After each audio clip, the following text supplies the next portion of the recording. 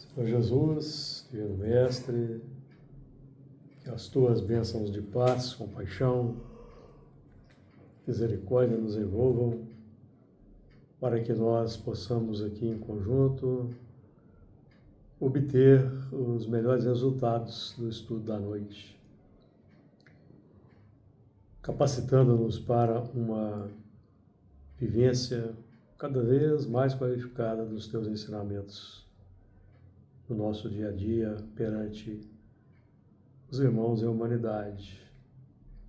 Pedimos a Ti a inspiração, o amparo, a luz, tanto para nós aqui neste momento, que reunidos dos dois planos da vida, quanto para toda a humanidade, que haja bondade, amor, misericórdia nos corações,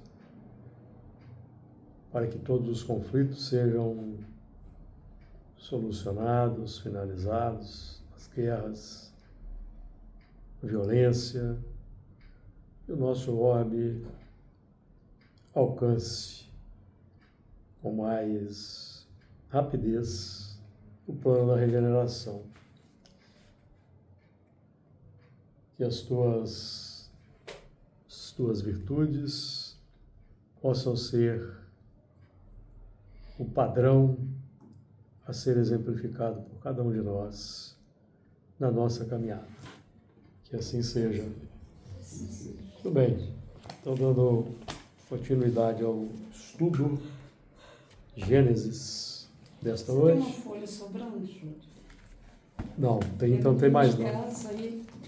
A 30 não tem mais não. A 30 já acabou. Vou pegar uma folha aqui. Gênesis a partir do versículo 15 do capítulo 6. Vamos lá. Gênesis capítulo 6, versículo 15.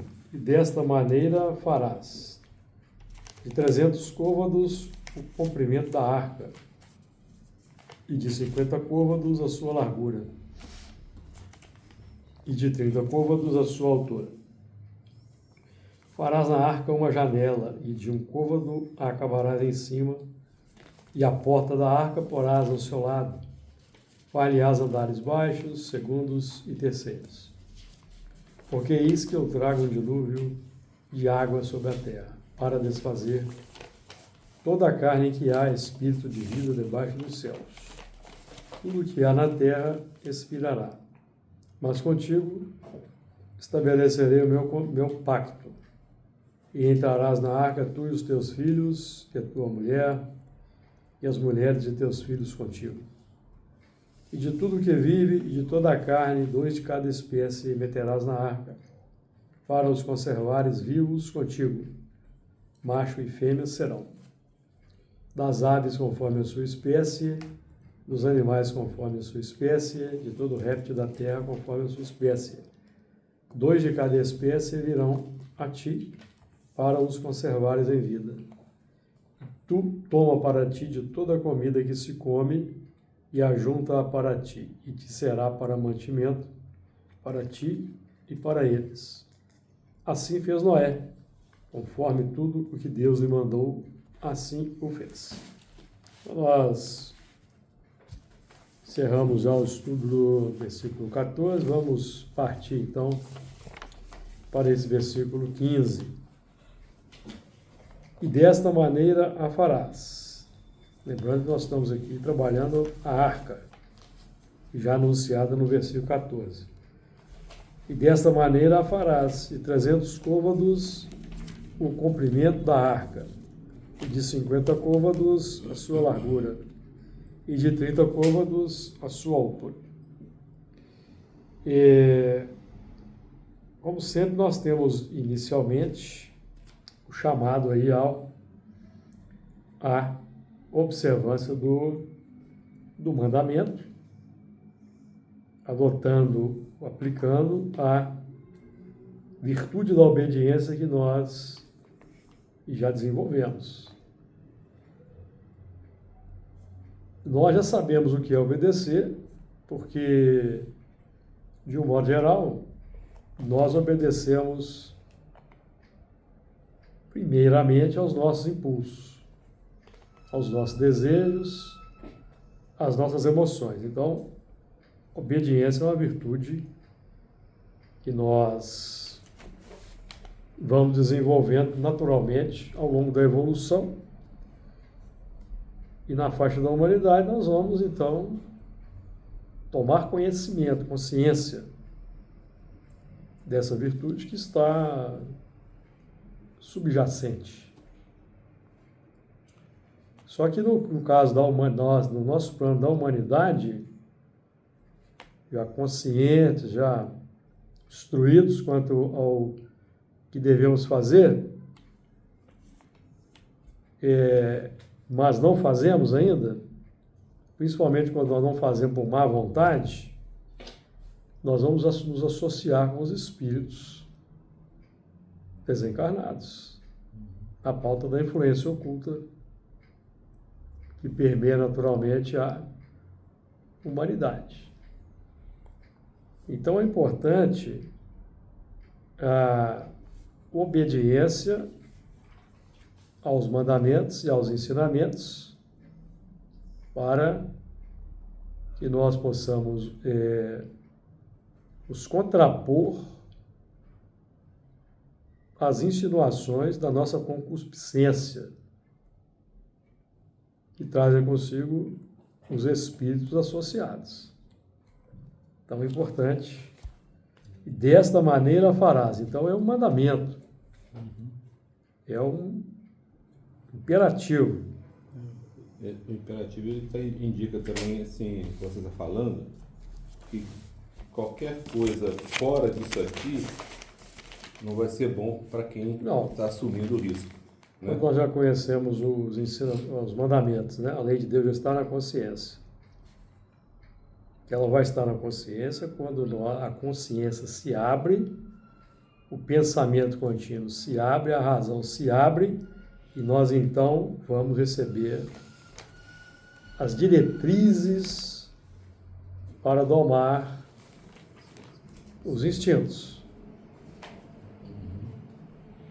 Então nós quando já fomos sensibilizados pelo o conhecimento direto da lei, aí ela está na consciência.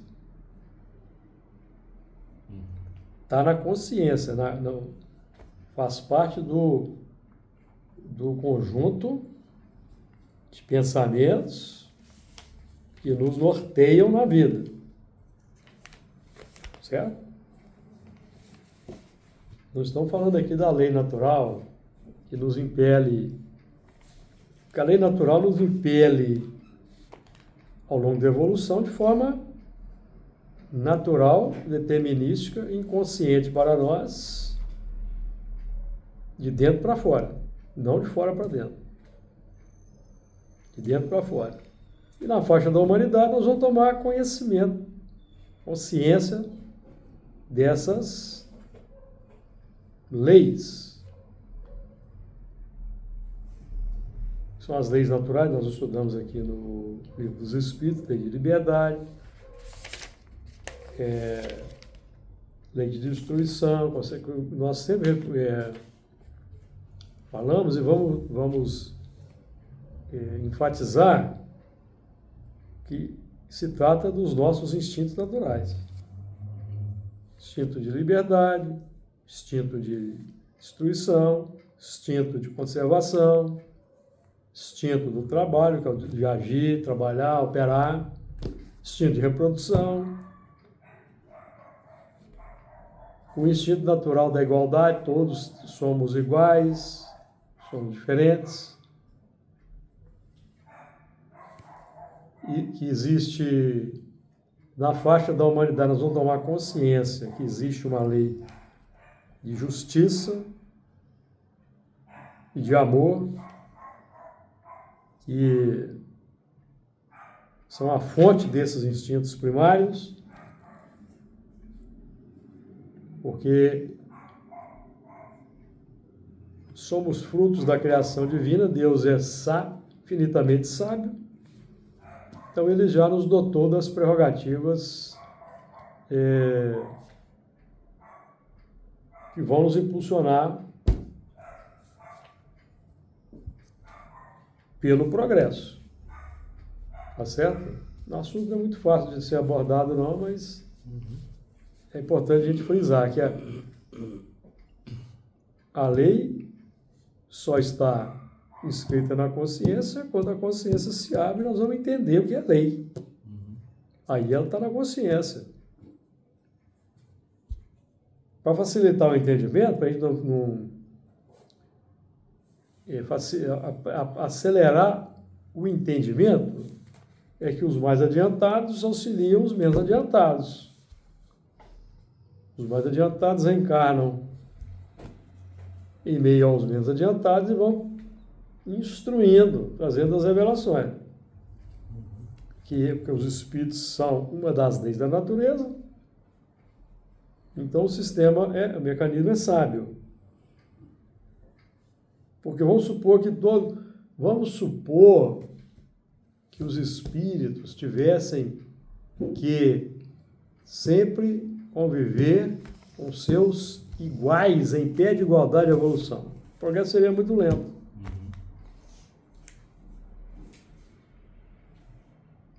Muito lento. Os espíritos iam evoluir na pauta do empirismo, da prática pura. E a dor fazendo o trabalho de despertar. Então o progresso seria lento.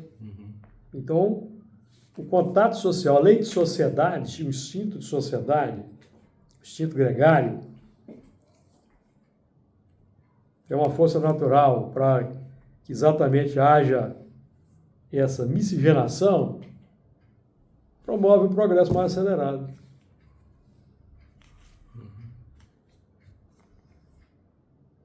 Por quê? Porque o sistema foi feito por Deus, que é a inteligência suprema, a causa primária de todas as coisas. A imperfeição desde o átomo, né? Absoluta, tudo encadeado de forma associativa. Porque é um átomo isolado, ninguém nem vê da notícia dele. Mas os átomos agrupados, nós temos aqui o equipamento que nos permite gravar, o livro. Então, lei de instinto de sociedade, então lei. Por que é uma lei? Porque isso nos impulsiona de dentro para fora. Uma lei. Nós estamos buscando sublimar as leis. O que eu estou querendo dizer? Transformar instintos em virtudes, que aí nós vamos entrar no domínio libertador da lei, na sua essência mais quintessenciada, que são as virtudes. As leis é de dentro para fora, né? Dentro para fora. Tem uma coisa no livro Espírito também que fala que a verdadeira felicidade também é de dentro para fora. Porque a felicidade é um instinto natural. Isso é o instinto natural. Porque Deus é a suprema felicidade, nós somos dotados da busca pela felicidade. É por isso que fala Via de origem. De dentro para fora a felicidade, né? Exatamente. E esses instintos resultam da busca pela felicidade, da busca pelo melhor. Isso mesmo. Então, o princípio inteligente vai lentamente desenvolvendo as capacidades que estão em estado latente. Isso mesmo. Bacana isso. De fora para dentro, nós vamos ter a forma física que vai facilitar o desenvolvimento dessas leis. É de fora para dentro. Certo? Sim. Nós aqui, a maioria de nós está aqui, estamos reencarnados por causa da necessidade, de fora para dentro. Sim. Deus lhes impõe a encarnação, ou seja, a encarnação é uma imposição da natureza para que haja progresso. Então, de fora para dentro da encarnação, de dentro para fora, o corpo vai permitir o desenvolvimento dos instintos naturais. dos potenciais em estado de germe, como a semente da árvore. Faze para ti uma arca. Então aqui é um ordenamento. Tá certo? Modo imperativo. E a arca no singular, porque o dilúvio vai cair sobre todos, mas o trabalho é de cada indivíduo.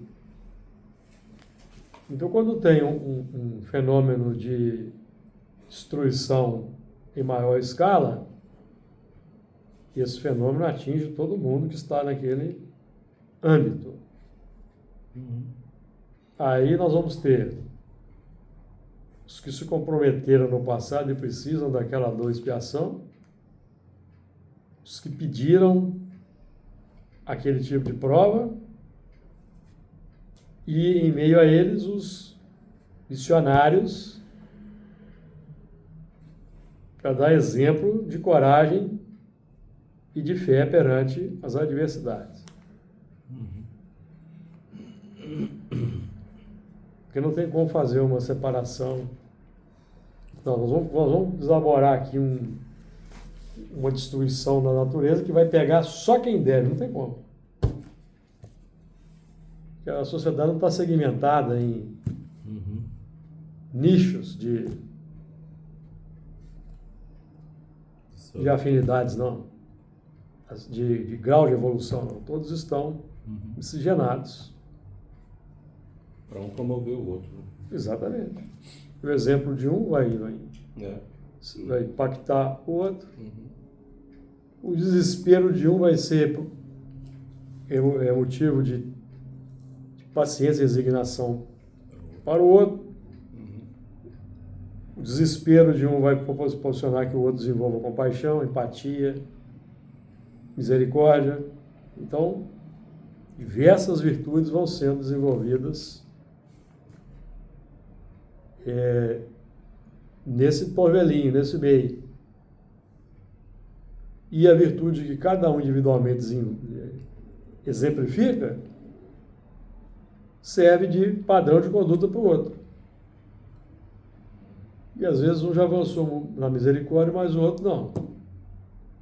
Então a engrenagem vai, a convivência, a lei de sociedade proporciona esse amálgama de caracteres que potencializa o desenvolvimento, a evolução mais acelerada.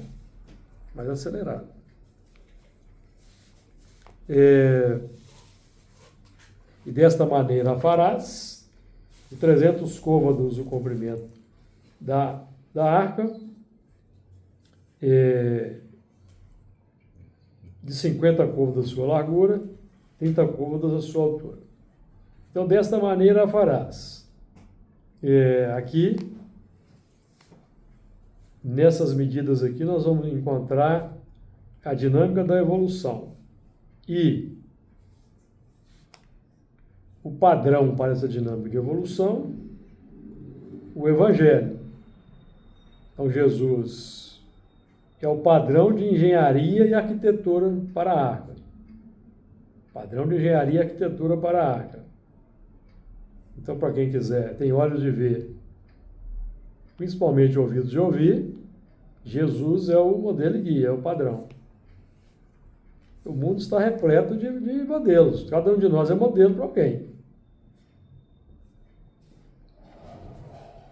Por isso é importante nós que estamos aqui matriculados na escola espiritista, estamos empenhados na prática do espiritismo para sermos modelos. Por quê? Porque tudo que nós fazemos, independente do grau de conhecimento, é modelo para alguém que nos observa.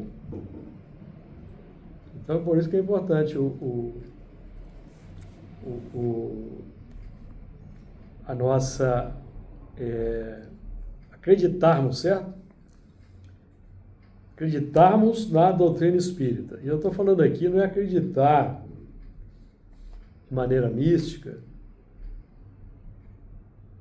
cega, nos princípios básicos ali, Jesus, Deus, não. Estou falando é acreditar nos postulados práticos do Espiritismo.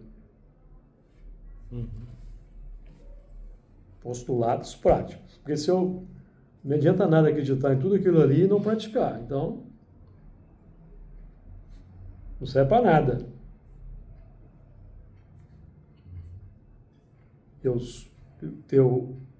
Simplesmente a fé, o conhecimento, a fé em Deus, Jesus, que o Espírito existe. Se eu não deposito fé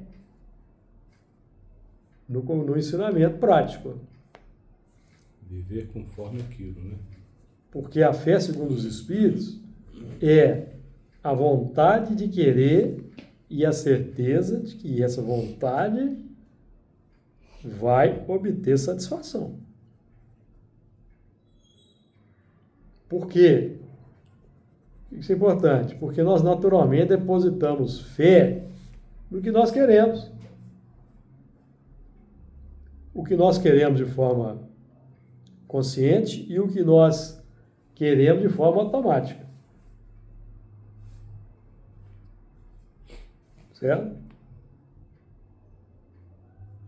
Porque tem o querer consciente e o querer inconsciente. Que é o que é expressado pelo desejo, pela emoção. É o querer automático. Eu até posso falar assim, eu não quero mais arrumar confusão no trânsito, ou dentro de casa, ou no centro espírita, certo? Mas só que o nosso automatismo nos pega no contrapé. Daqui a pouco estou eu arrumando confusão dentro da casa espírita. Fechando os caras no trânsito. Fechando a pessoa no trânsito, certo? Que é o querer milenar que eu desenvolvi cedendo aos instintos. Tá certo? Então existe a fé natural e a fé consciente. O que é fé natural? Eu estou caminhando pelo centro da cidade tranquilo, não estou preocupado se vai cair nada de cima daqueles prédios lá. Tô? Fé natural. Eu vou atravessar a avenida ali, eu confio que os carros vão respeitar o semáforo, ninguém vai avançar. Fé natural, certo? No sistema. Fé natural no sistema. Embora, como o nosso sistema é imperfeito, eu tenho que ter o desconfiômetro ligado. Eu não posso, por exemplo, sair do centro da cidade com o meu celular de boa assim, porque confiar no sistema policial ainda não dá. Então tem que ter cautela. Tá certo? Tem que ter cautela. Tem que ter a prudência, né? Como Tem você que ter a falou. prudência. Tem que ter a prudência. Agora, a fé é a vontade de querer e a certeza de que essa vontade vai obter satisfação. Então, a nossa vontade de querer agora está definida pelos mandamentos. A partir do momento que a consciência abriu, for sensibilizada, não tem como mais ignorar. A lei de Deus está na consciência. Isso mesmo. Certo? A minha mãe, quando estava com 100 anos também, ela tinha muita fé em Deus. Pois é. Então, quando o espírito vai... E ela morreu com 100 anos, né? Mas ela tinha muita fé em Deus, ela não ficou com muita tristeza, Sim. não. Quando o espírito vai para o degredo, saindo de um mundo como a Terra e vai para o degredo, começa a reencarnar no outro órgão, ele esquece de tudo. Lei do esquecimento. A lei do esquecimento. Então, a lei não está mais na consciência. Momentaneamente, a lei não está na consciência. certo? Porque lá no mundo para onde ele foi, embora ele já tenha pensamento contínuo, não tem ainda linguagem escrita. Não tem linguagem articulada ainda. Então, não existe lei ainda. A lei está lá no subconsciente desses elementos.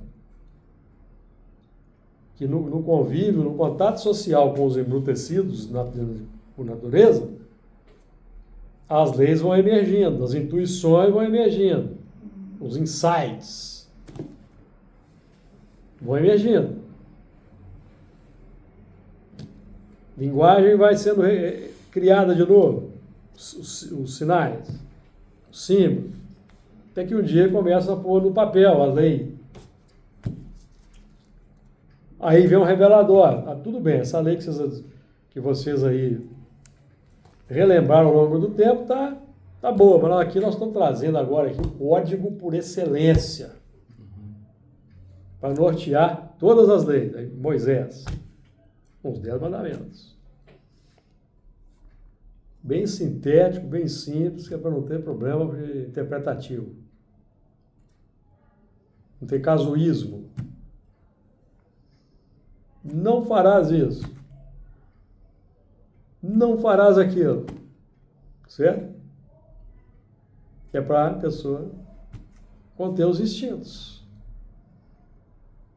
Só que as pessoas daquele tempo não sabiam disso ainda. Como a maioria da humanidade não sabe. Nós, espíritos, estamos aprendendo que os espíritos, que os instintos são embriões de sentimento.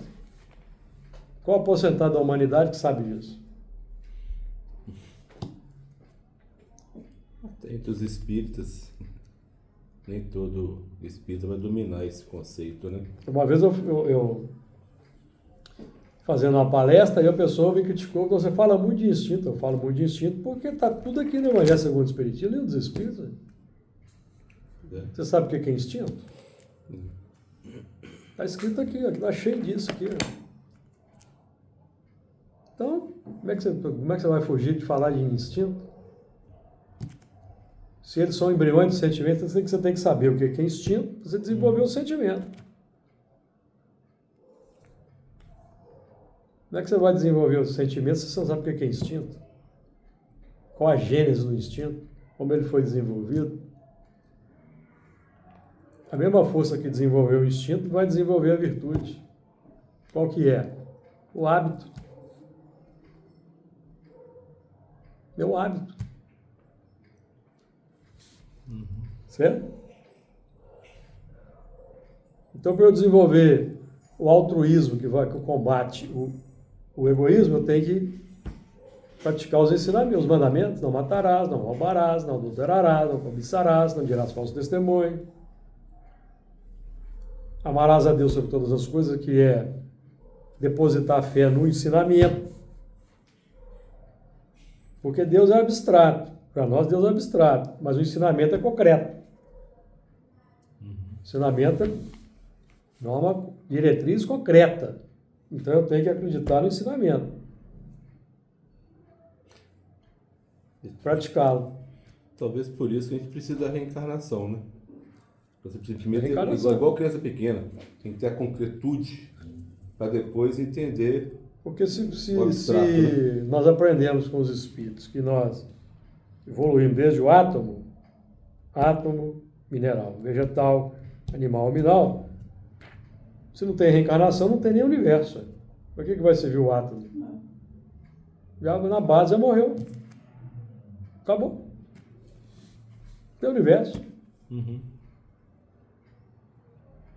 Está tudo encadeado. Mas tem muito espírita que não entende esse conceito do princípio inteligente no reino mineral. É difícil. Certo? Tem dificuldade em entender. E até não concorda. Não, o princípio inteligente não passou no mineral. Aí eu lembro da questão 540 do Livro dos Espíritos, né? O átomo é um arcanjo, né? 540 do Livro dos Espíritos. Lá no final. É assim que tudo serve, que tudo se encadeia, da natureza, desde o átomo primitivo até o arcanjo, que também começou pelo átomo. Linguagem mais clara que essa não existe, mas tem gente que não interpreta e não concorda. Acho que é só figura de linguagem ou de expressão. Então. Acho que é figura de linguagem. Mas o Kardec não deixava passar nada despercebido. Se fosse uma figura de linguagem, ele escreveria que isso é uma figura de linguagem, significa... Não. E eu acho que nós temos uma grande dificuldade também, muito espírito também. A maioria de nós vem do meio católico. Né? Para o católico, Deus criou o homem pronto. Né? Então, Sim. o átomo de nada interessa para um católico. Menos animais. O homem está pronto ali, ó. Acabou. Né? Nós não, nós, pela evolução, né? O átomo aí vem a importância do átomo. Né? Exato. Então, se o princípio inteligente começa pelo átomo, o arcanjo começou pelo átomo. Se não tem reencarnação, não vai ter átomo também. Não tendo átomo, não tem universo criado. É uma lógica simplesmente. Então, Pela lógica. Aí Deus faria tudo pronto. Um quadro, é um quadro, acabado. como o Honório dizia, é um quadro bonito, estático, Quadro acabado. Né? imóvel, sem movimento, Sim, tem movimento. com imagem. Tá certo? É compatível. Então, os ensinamentos, os espíritos hoje nos ajudam a entender Jesus, a doutrina espírita nos ajuda a entender Jesus. Então, nós temos aqui toda uma engenharia altamente qualificada, um plano arquitetônico para elaborar essa arca. Então, de 300 côvados, o comprimento da arca.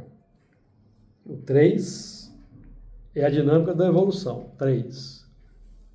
1, 2, 3. Dinâmica da evolução.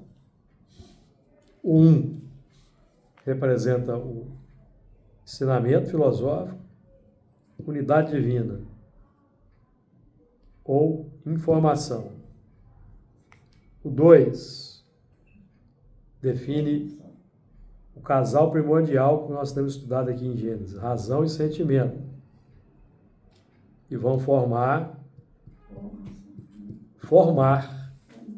na intimidade a informação. Não adianta informação estática. Não adianta aquela informação estática ali. Eu tenho que informar. Certo? Eu tenho que formar. E para o espírita entra naquela dinâmica ali quando ele pratica o amor. Cujo padrão é Jesus. Deus é amor, mas é abstrato para nós. Não temos condição de compreender. Aí Jesus é o modelo que decodifica para nós o amor. E o amor em Deus nós não temos condições de compreender ainda. Que não tem. Nos falta um não sentido, temos. Né? Falta o sentido. Está aqui. Que diz o livro. Mas Jesus nós temos condição de compreender. Então ele decodifica o amor divino para nós. Então, o padrão supremo, padrão máximo de virtude, de amor para nós, certo? Então, 1, informação, 2 é a formação. E nessa formação, na encarnação, eu vou comunicar para os outros que me observam pelo exemplo.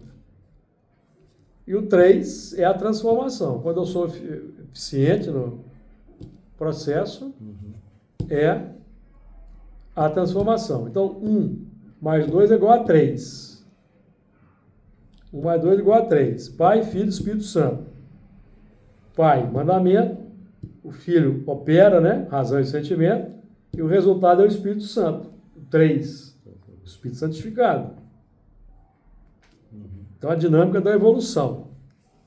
O 3, de 50 côvados à sua altura, definindo aí a natureza humana, 5 sentidos.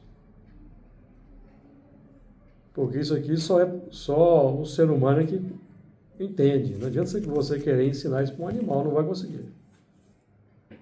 Então, conquista da humanidade. 5 sentidos. Cabeça, 2 braços, 2 pernas, 5 membros, né? As partes aí importantes aí do corpo humano. E de 30 côvados à sua altura. Então, é o alcance, né? Vertical ou horizontal. Então, 30 côvados à altura. Tá? É a mesma dinâmica operacional, né? Porque nós estamos operando aqui na faixa do 300, que é no plano físico, né? 3 mais do 0. O 0 representa expansão ao infinito. 3. Então, que quando nós estamos levando a nossa vida aí materialista, natural na Terra, certo? Aí um dia alguma coisa nos desperta para o Espiritismo. Seja pela dor, seja pelo amor. Somos chamados ou pela dor ou pelo amor, certo? Uns vêm espontaneamente pela adesão filosófica e outros têm que ser instigados. Por quê? Porque no passado foram chamados e negligenciados. Então, a mediunidade aperta, a dor aperta, que é para o elemento procurar. Então, quando a gente se depara com um livro espírita, então a gente faz uma subida vertical, certo? Esse ensinamento aqui, de onde é que ele veio? Ele veio do alto. Então, quando nós nos colocamos estudando, nós subimos, fazendo contato com as esferas elevadas, não fazemos? Uhum. Fazendo contato com um piso que não é o nosso piso. Não é o nosso piso. Porque esse padrão aqui é vivido por Allan Kardec, por exemplo. Nós não vivíamos nem a metade. Quantos por cento a gente vive de doutrina espírita? Mas Allan Kardec já vivia 100%.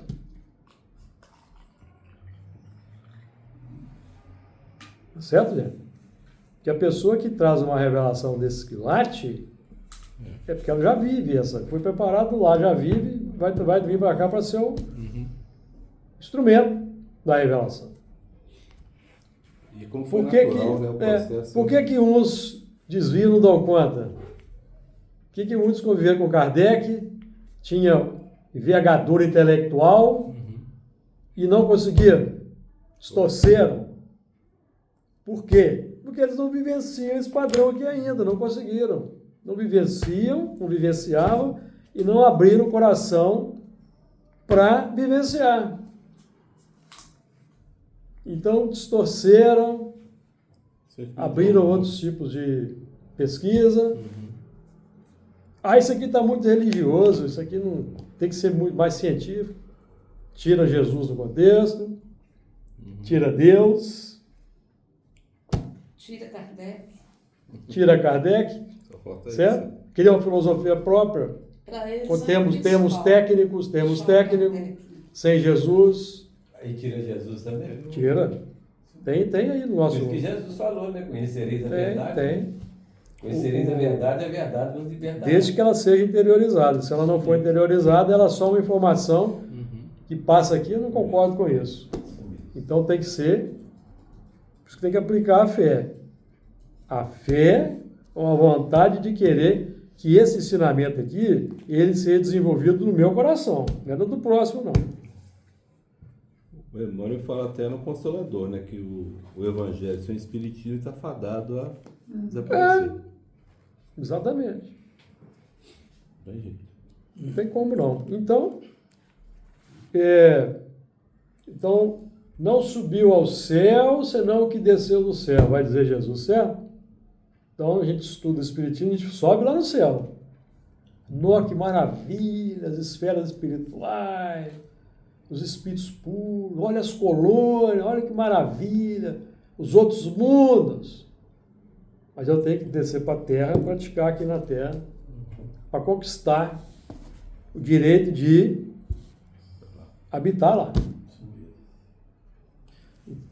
Um paralelo, não sei se está errado, você falou isso. Lembrei do nosso lar. Né? O André Luiz subiu ao céu, ou seja, chegou no nosso lar. Ele só foi cidadão do nosso lar quando ele desceu à terra e vivenciou a situação com o casal, né? Resolveu. E resolveu aceitar e, né? Sim. Controlou seu Aí ele se tornou cidadão de lá, que ele conquistou aquele piso lá. Né? Mais ou menos isso. É isso mesmo. Então, o Espiritismo nos mostra que um piso elevado tem que conquistar. Agora, para conquistar, entra as disciplinas. Sim. Eu gosto de voltar sempre nesse assunto aqui, fazer um casamento prático.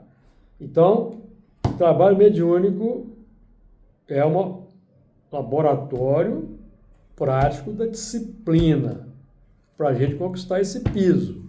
Então, é pontualidade, assiduidade, comprometimento, foco, atenção,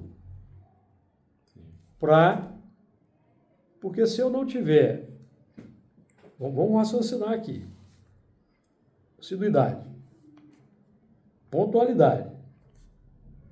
Se eu não conseguir, nos momentos que antecedem aqui a reunião, estabelecer uma conversação edificante, manter o pensamento focado, eu não vou conseguir conviver lá na esfera elevada, não. Porque o rigor com o pensamento lá é pior do que esse aqui. A disciplina é muito mais rigorosa. E de novo o nosso lar, aquela menina que não deu conta de estar lá. Não deu conta. Fugir, né? E veio Então, embora. Sim, não deu conta. se eu sou muito suscetível ao melindre, lá no mundo espiritual, o melindre todo mundo vai ver o meu melindre, desse tamanho assim, ó. Não tem como eu esconder. Eu vou chegar lá com... O que eu estou levando no coração? Melindre. Não vai ter como eu apagar esse melindre. Então eu tenho que combater aqui.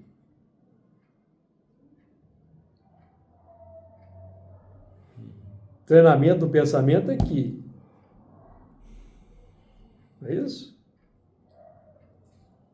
Seleção do assunto aqui. Porque lá não vai ter futebol para conversar sobre futebol, cinema. Brincando. Cinema como o nosso, assim, voltado para o entretenimento, puro e simples, não. Mas se aqui nós temos IMAX, 3D IMAX. Alguém já viu aí 3D IMAX?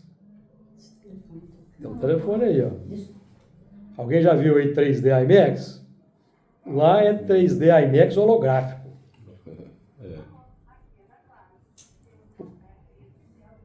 Desliga, meu amigo, por favor. Então, tem. Muito mais aprimorado que o nosso aqui. Mas, não é? Eu tenho que... Onde que eu começo a disciplina? Eu começo aqui. A disciplina é aqui, certo? Senão eu não dou conta lá não, porque não vai ter como eu chegar lá e ter que fazer o...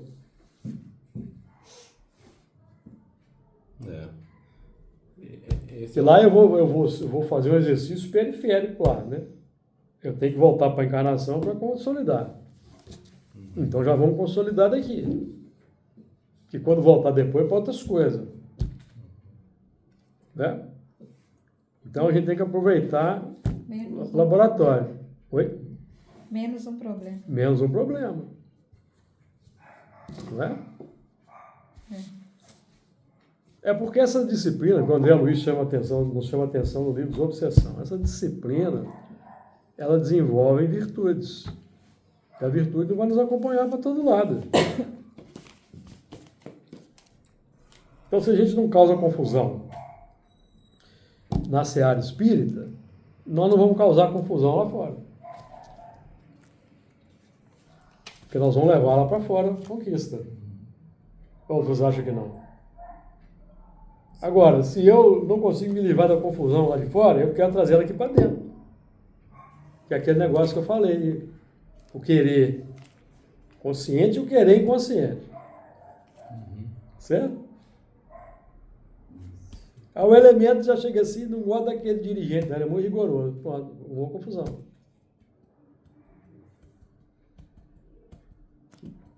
Quando o coordenador é só porta-voz que os espíritos definem.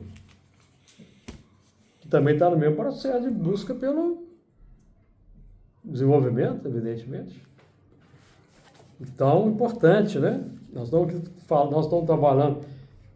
falando de trabalhar a arca, gente. Então, nós não estamos falando aqui de Noé, um barquinho cheio de bicho. Nós estamos falando da casa mental. Então, esse assunto é pertinente. A engenharia da casa mental. Não é? Porque se tiver essas emoções, nós não conseguimos lidar com essas emoções e elas são trazidas para cá, faltou o betume, aí vai entrar água. Na tarefa mediúnica, o que é entrar água? É um espírito zombeteiro que entra por aquela brecha. Porque tem programação feita pelos espíritos para atender determinados espíritos. Agora, tem os extras que nós atraímos por nossa própria conta, com esses sentimentos. Os extras, que vão causar uma confusão. A reunião às vezes vai ser mais pesada do que deveria ser. Aí os espíritos podem fazer alguma coisa? Não, deixa eles lidarem com isso para eles aprenderem. Quem sabe uma hora a ficha cai. Isso porque é obrigação nossa, né? Então, assim, uma hora a ficha vai cair, a reunião está pesada pra caramba, uma hora vai cair a ficha, né? Alguém vai ter um insight lá e vai... Epa! Tá pesado, eu acho que é por isso. Né? E no fundo, o que pesa quando a gente está em esses embates assim, que eu estou falando nas reuniões, é a rebeldia mesmo. Rebeldia. Aí eu fico pensando, pouca coisa. A gente tem que entender, quando tem uma autoridade, é fácil falar, né? Quando tem uma autoridade, por exemplo, na reunião, igual aqui, tem a coordenação. Não é fácil ser coordenador, não. É fácil sentar aqui. E se você agora, imagina a gente no lugar de um coordenador e trabalhando com um grupo. Seria diferente? Seríamos melhor? Então, e outra coisa, não tem como servir a Jesus sem a gente se submeter aos ensinamentos dele. Não tem como. Ou então, você se submete ou você é rebelde. Não dá para ficar... Tem meio termo, não. Não tem meio termo. E nós estamos estudando aqui um assunto que é... Aí você não dá conta de rebeldia. submeter a uma reunião, né? Exato. Não sei quantas horas, uma vez, 2 vezes por semana, você não dá conta. Como é que você vai dar conta de se submeter a uma coisa muito maior? Porque o objetivo do trabalho mediúnico não é atender os coitadinhos, não, gente. Não existe maior coitadinho que nós. O objetivo é aproveitar o trabalho mediúnico